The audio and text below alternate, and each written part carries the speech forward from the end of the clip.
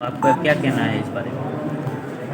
आज जो मैंने सेम की मेरे सेम के तहत मुझे इलेक्ट किया गया है।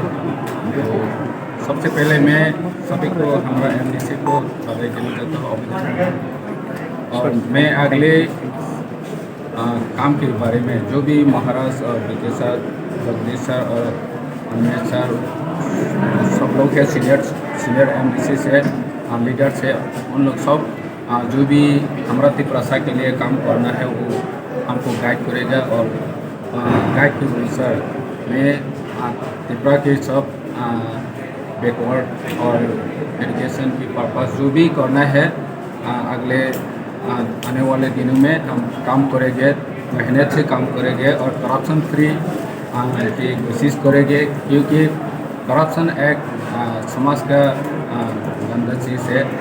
करप्शन की वजह से हमारा जो स्थिति डीसी में जो डेवलप होना था अभी तक नहीं हो पाया। तो हम कोशिश करेगा, ऐसे सीएम कोशिश करेगा करप्शन कैसे फ्री किया जाए, इसका भी गाइड लूँगा और सबके एक्सपर्ट टीम की अनुसार हम काम करेंगे।